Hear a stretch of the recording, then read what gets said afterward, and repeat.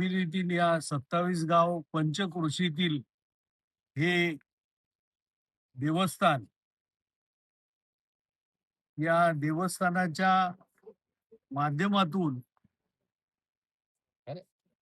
या पंचक्रोशीमध्ये सेवा केली जाते। हे मंदिर पुरातन मंदिर आहे। MIDC आल्यामुळे या जागेवरती MIDC हक्क सांगत होती, परंतु हे पुरातन मंदिर असल्यामुळे या बाबतीमध्ये न्याय मिळणं आवश्यक होतं।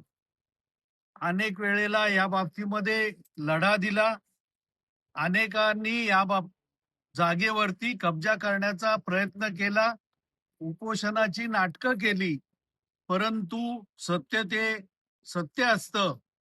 याकरता या मंदिराचे जे ट्रस्टी आहेत त्यामध्ये मोहन पाटील सध्याचे अध्यक्ष, तत्कालीन अध्यक्ष प्रकाश म्हात्रे, पंढरीनाथ पाटील, इतर सर्वच ट्रस्टी म्हणजे या सर्वांनीच अथक प्रयत्न केले, पाठपुरावा केला।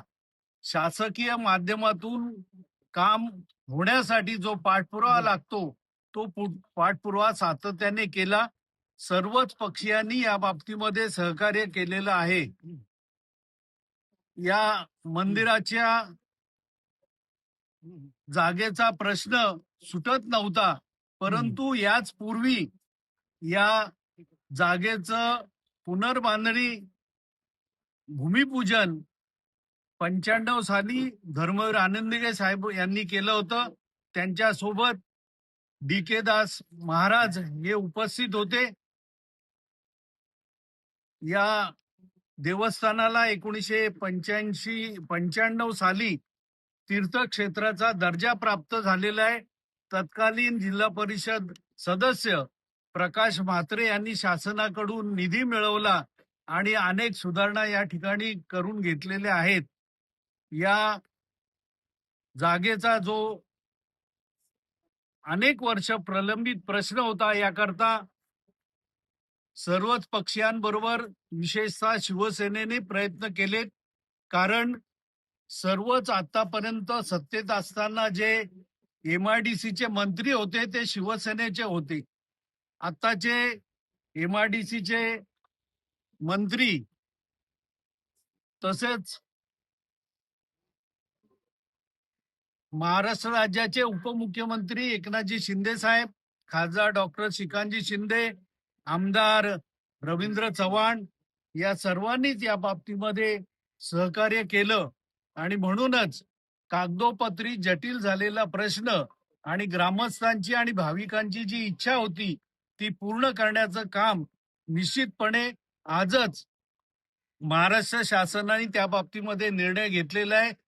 मुख्यमंत्री देवेंद्रजी फडणवीस, उपमुख्यमंत्री एकनाथजी शिंदे साहेब यांनी या बाबतीमध्ये जो न्याय दिला, त्यामुळे सर्वच भाविक आणि ट्रस्टी आनंदित झालेले आहेत।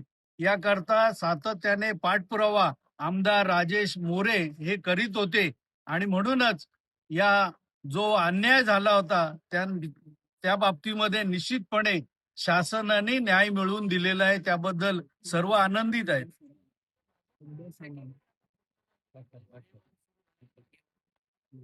या बाबतीमध्ये श्रेयवाद करण्याचा प्रश्न येत नाही, हा भावनेचा आणि भाविकांचा प्रश्न आहे। हे ग्रामदैवत आहे, या पंचक्रोशीचं श्रद्धास्थान आहे। त्याकरता कोणीही श्रेय घेण्याच्या प्रयत्नात न पडता हे काम होण्याकरता आपण सहकार्य केलेलं आहे, याची ट्रस्टींना आणि भाविकांना जाणीव आहे। परंतु या देवालयाच्या बाबतीमध्ये कोणीही राजकारण करू नये अशी आमची सगळ्यांची भावना आहे।